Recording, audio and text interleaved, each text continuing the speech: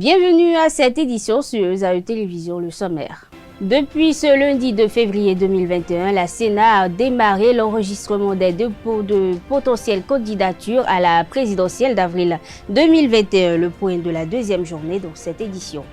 Consacrée à la sensibilisation, la protection et l'assistance à la jeunesse contre le tabagisme, la drogue, la délinquance et autres fléaux, une fondation a officiellement vu le jour à Agori, dans la commune de Ouida, ce dimanche 31 janvier 2021, le point dans cette édition.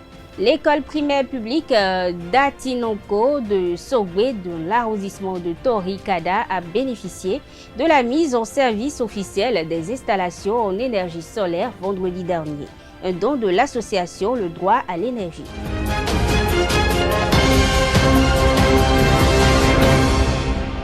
À nouveau, bonsoir. La deuxième journée consacrée à l'enregistrement des déclarations de candidature pour la présidentielle de 2021 au Bénin se montre moins intéressante que la première.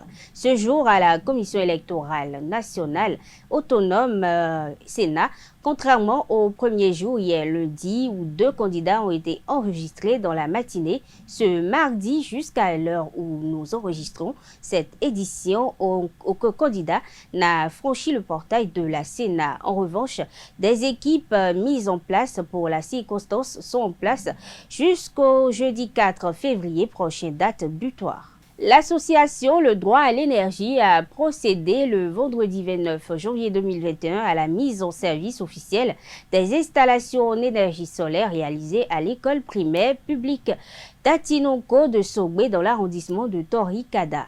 La cérémonie s'est déroulée en présence du maire de la commune de Tori-Bosito, Rogatien Akwaku, des sages et des notables de la localité, ainsi que d'une délégation du Millennium Challenge et compte de Bénin, compte rendu signé Larius Adjagouno.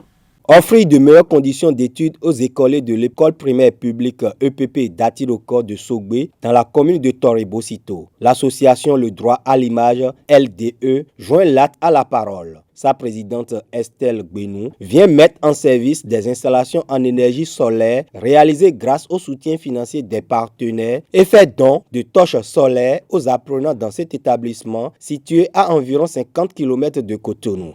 Le coût de cette réalisation est environ 1 000 € pour l'installation des panneaux solaires qui peuvent alimenter toute cette école et environ 1 000 €, un peu plus de 1 300 € en dons de sacs à dos et de kits solaires, torches solaires pour permettre à ces étudiants de pouvoir étudier la nuit. Parce que nous rappelons que l'électrification à 100% est notre combat. L'électrification à 100% n'est qu'un moyen pour permettre à la jeunesse d'avoir l'avenir qu'elle mérite. Ce n'est qu'un moyen, non pas une fin. Le directeur de l'EPP d'Atinonko salue le sens de l'engagement de la parole donnée de leur bienfaitrice, puis promet entretenir le joyau. Vraiment, c'est merveilleux, c'est du jamais vu.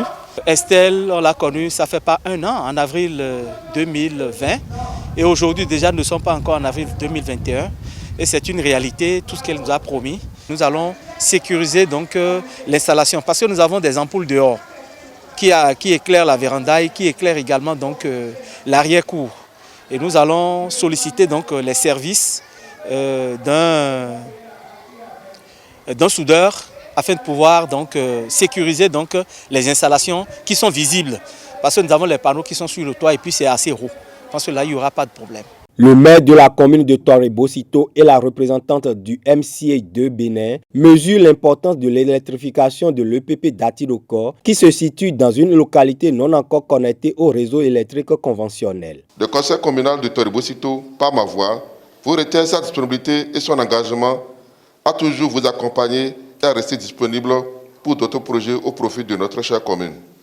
Je suis certain que ces installations solaires qui seront mises en service aujourd'hui contribueront à l'amélioration qualitative des conditions de travail des enseignants et des écoliers de l'EPP d'Atinonko. Je voudrais, au nom de MCA Bénin 2, qui est le chef de file des partenaires techniques et financiers du domaine de l'énergie, dont la réunion se tient ce jour, bizarrement, vous féliciter, vous remercier et vous encourager à aller très très loin dans le domaine. Avec la mise en service du réseau électrique solaire à l'EPP d'Atirokor, l'association Le Droit à l'Image franchit une nouvelle étape dans son combat pour une électrification totale des pays de l'Afrique noire.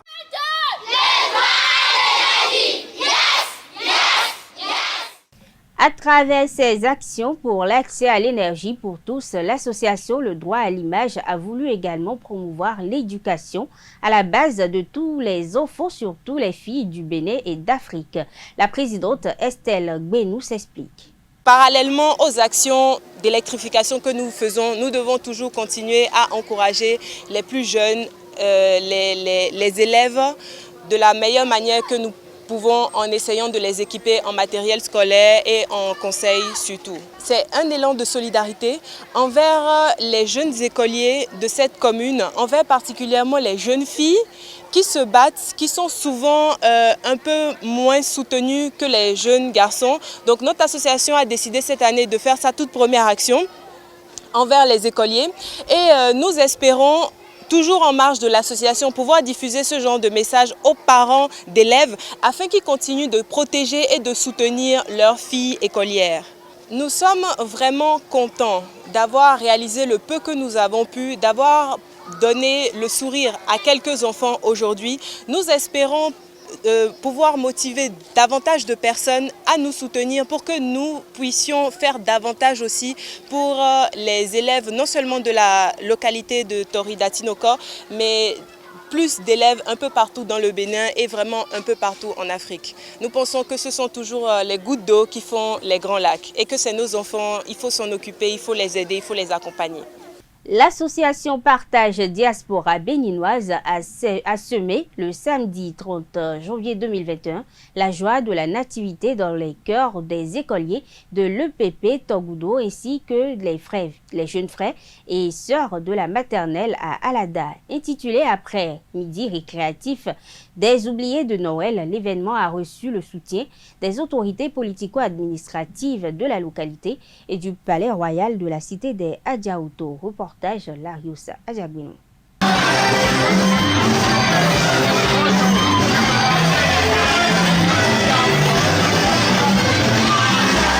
La fièvre de la célébration des journées récréatives des ouvriers de Noël gagne les écoliers de l'arrondissement de Togoudo dans la commune d'Alada, après l'étape du complexe scolaire Ladi de Cotonou. Imelda Bada et l'association Partage Diaspora béninoise viennent plonger les apprenants de l'école primaire publique et de la maternelle de la localité dans la magie de Noël. Nous avons tenu à continuer et à faire l'étape de Togoudo aujourd'hui avec ces enfants que vous avez vus cet après-midi, qui sont contents, qui sont joyeux, parce que dans notre programme, on l'avait prévu. Et nous l'avons quand même déplacé à l'après-midi, où c'est l'après-midi récréatif, parce qu'on ne voulait pas l'annuler. Donc là, on a partagé un goûter avec ces enfants et nous avons partagé des connaissances, on va dire. On s'est focalisé sur les droits des enfants et beaucoup voilà, ne se souviennent pas. Donc ça va de soi qu'on puisse leur rappeler ça pour leur bien et surtout pour le bien de la société.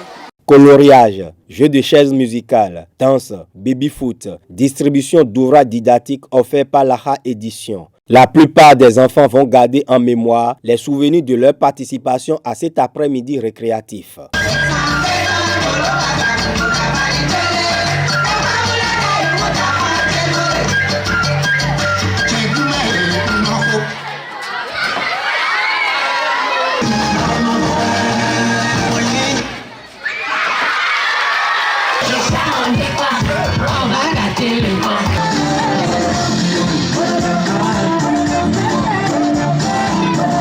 Les autorités politico-administratives de la commune d'Alada ont rehaussé de leur présence l'événement. Très émue parce que j'ai vu une foule d'enfants, ce que je n'imaginais pas. Et leur joie à vivre cet instant-là. J'ai compris qu'ils en avaient véritablement besoin d'un creuset de partage, d'un creuset d'épanouissement comme celui-ci qui leur a été offert. Ça m'a énormément touchée, et surtout de les voir participer aux activités, s'encourager mutuellement.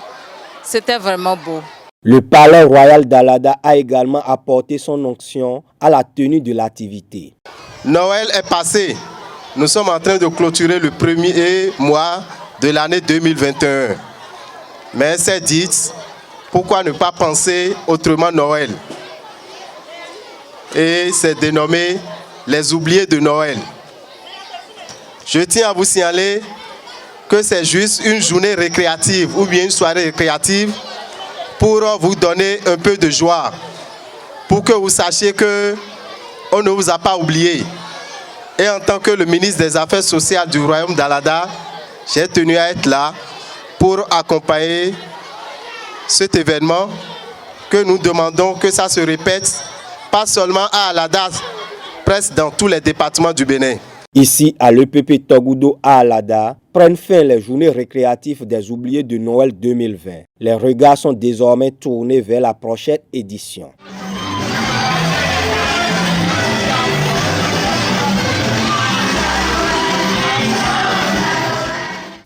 Huguette Lucille Sizogan a réuni ses filleuls et des proches dans la fondation qui porte son prénom Huguette et celui de son mari Claude pour donner vie à la fondation HEC. Cette fondation dédiée à la sensibilisation, la protection et l'assistance à la jeunesse contre le tabagisme, la drogue, la délinquance et bien d'autres fléaux qui ravagent les plus jeunes a été portée sur les fonds baptismaux le dimanche 31 janvier dernier à son siège au quartier Agori dans la commune de Ouida. Le reportage est signé Carles Kitomé. Il est créé une association apolitique, laïque et à un but non lucratif. Cette association, promue par Huguette Lucille Constance Péretin Fidéwenou, épouse Sizogan, s'appelle Fondation HC. L'objet de cette association est de promouvoir les valeurs morales et éthiques au sein d'une jeunesse physique et mentalement en bonne santé, apte à participer au développement de la nation. Les membres fondateurs de la Fondation HEC ont étudié et adopté les textes fondamentaux de cette association le dimanche 31 janvier 2021 à son siège au quartier Agori. Occasion pour la promotrice de rappeler les mobiles de ce creuset. Les valeurs humaines, sociales et éthiques ne sont pas de vains mots si nous faisions l'effort de les cultiver en nous-mêmes. L'apprentissage de tout ceci débute lorsque nous réalisons une personnalité humaine prendre corps en nous. Ainsi, les volets tabagisme et ses dérivés ne sont guère des pistes qui nous seront inconnues de par leurs conséquences néfastes sur l'avenir des enfants et des jeunes.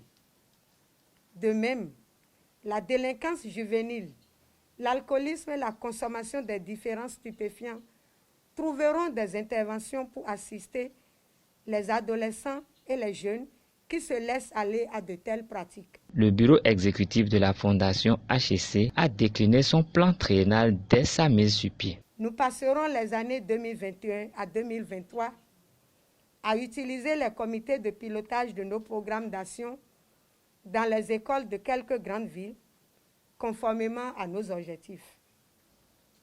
Au regard des résultats obtenus au terme de ces 3 années, nous procéderons à une réorientation de nos actions afin de pérenniser les acquis de la Fondation pour une plus grande mobilisation des ressources et la prise en compte d'autres activités plus tangibles afin d'amener les adolescents et les jeunes à une meilleure prise de conscience et une bonne insertion dans la société. La Fondation HEC a d'ores et déjà présenté son plan d'action et identifié plusieurs partenaires susceptibles de l'aider dans l'atteinte de ses objectifs. Parlons spiritualité à présent. Les Bokono béninois ignorent l'idéal même du vaudou. Selon Sylvain Kwasi, prêtre de Fa, pour lui, le vaudou est l'inconnaissable qui nous permet de transcender le mental. Suivons-le au micro de Jacques Marion d'Almeida. L'évangile nous demande de nous taire. Taisez-vous, courbez-vous. L'évangile est le mal du siècle. L'Europe est la preuve vivante aujourd'hui que l'évangile est le mal du siècle. Les Chinois n'ont pas suivi l'évangile aujourd'hui. Ils sont à la tête de l'humanité. Voilà. des Bokone béninois ignorent complètement ce que nos aïeux appellent vaudou. Tout à l'heure, vous avez dit que nos aïeux l'ont bien dit, ils sont clairs. Dit le vaudou est l'inconnaissable. Le mot vaud l'exprime. Vaud veut dire une conjonction. Qu'est-ce qu'on appelle une conjonction? C'est la méthode qui permet de couper le mental, de transcender le mental. Donc, les gens qui m'écoutent aujourd'hui, on parle du yoga. Yoga qui est un mot africain, qui n'est pas un mot chinois. Yoga, on dit le grand sel, le sel de la vie. Donc, le coupeur de tête permet d'aller plus loin que la pensée rationnelle, que la pensée cartésienne qui est limitée, qui est une pensée de la mort, une pensée de la pesanteur, de la gravité. Dépensons la pesanteur, dépensons la gravité pour se connecter au génie solaire. C'est ça le message vaudou, c'est ça la méthode vaudou. C'est pas ce que les Béninois font, c'est pas ce que les gens du Orisha font, non, c'est pas ça. C'est pas ce que les Haïtiens font, non. Non. Les Blancs, l'Église les a trompés, ils ont emmené des entités qu'ils ont créées eux-mêmes. Ce que tu as créé ne peut pas te sauver. D'accord? Donc le vrai vaudou, c'est pas ça. L'Afrique doit retrouver sa souveraineté. Chaque pays doit être souverain. Mais je dis, et ça j'ai suivi une dialocation du président Soglo qui parlait de cette souveraineté qui est obligatoire, nécessaire pour l'Africain pour se développer, pour sortir du sous-développement. Moi je dis non, M. Soglo, c'est vrai, mais cette souveraineté, c'est l'individu. Chaque individu africain, béninois, togolais, ivoirien, doit retrouver cette souveraineté. Cette souveraineté, on peut l'acquérir que par l'étude. Mais ce n'est pas l'étude de la rationalité. Non. En allant à l'art royal, en allant à l'enseignement du vaudou. Et c'est cet enseignement du vaudou qui a libéré la Chine. La Chine aujourd'hui est l'une des premières puissances mondiales. La Chine s'est basée sur cet enseignement que Confucius a donné à l'époque. Cette connaissance qui libère le monde, qui libère l'individu, ou l'individu depuis la plus grande valeur. Aujourd'hui, l'individu n'est pas la plus grande valeur. Ils volent pourquoi? Parce qu'ils ne sont pas des êtres accomplis. Qu'on est accompli, on ne vole pas. Qu'on est accompli, on digne. Restons avec Sylvain Kwasi qui nous explique comment le vaudou peut favoriser le développement d'une nation par l'art royal. Il notifie que le vaudou nous habite et qu'en tant qu'Africains, nous devons aller à la source de cette connaissance. Il est au micro de Jacques Marion d'Almeida. Un être accompli, c'est quelqu'un qui possède l'art royal, la maîtrise du soi. On dit souvent qui se connaît son Seigneur. Qui se connaît le vaudou. Le vaudou nous habite. Il est l'essentiel qui est dans l'être profond. Donc je demanderai à mes frères béninois, surtout à l'autorité du Bénin, de l'Afrique occidentale, d'aller vers le vrai vaudou. Peut-être que l'Église les empêche d'y aller. Les religions les empêchent d'y aller. Parce que je me rappelle qu'à la venue du président Talon, il a l'audace de dire que le Bénin est la terre de vaudou. Mais après, il a changé sa parole. Le vaudou nous a amené après vers le tourisme culturel. Le tourisme vaudou n'est pas le vaudou. C'est la culture de vaudou, ça. C'est ce que nous déplorons. Il doit garder sa parole agissante que le Bénin est la terre du vaudou. Donc à partir de ce moment, qu'est-ce qui fait aujourd'hui le sous-développement du Bénin? C'est le rejet du vaudou. Que l'Église a jeté l'hérésie en disant que la sorcellerie. Le vaudou est la sagesse divine. Le vaudou qui permet à l'individu de prendre conscience des devoirs de la République. Quand nous parlons de la République, on parle déjà du peuple. Le peuple qui est souverain. On ne va pas attendre que le blanc viendra nous apporter cette souveraineté. Le blanc nous a donné l'indépendance déjà. C'est à nous, dans la quête de cette souveraineté, en allant au vaudou. Le vaudou qui libère. C'est pour ça que cette année, le phare de cette année, qui est le site de samedi, parle de cette liberté qui restaure. La connaissance qui restaure. La liberté perdue entièrement ou partiellement. Et cette connaissance de samedi est la connaissance meilleure du vaudou. Sport pour finir, une école de foot a vu le jour à Parakou. Il s'agit du Sporting Club Gigi Riva. Elle est mise en place par Agostino Trombetta, un médecin italien arrivé au Bénin en 2018. Constituer un vivier pour des équipes de moins de 13 et de moins de 17 ans, c'est l'objectif visé. L'entrepreneur béninois Shaddad Daouda Naro est le président de cette école. Selon lui, le sport se veut être utilisé comme facteur de développement et d'intégration pour ces jeunes. L'ancien footballeur Gigi Riva, dont l'école porte le nom, a apporté son soutien au projet sportif. Il faut souligner que le choix du nom de l'école est également motivé par le fait que le docteur Trombetta voue un véritable culte à Gigi Riva, qu'on surnomme en Italie Rombo di Tuono, c'est-à-dire coup de tonnerre. Il est vu comme une légende au club Cagliari Calcio. Mesdames et messieurs, c'est sur cette note sportive que prend fin cette édition. Merci de l'avoir suivi. À très bientôt.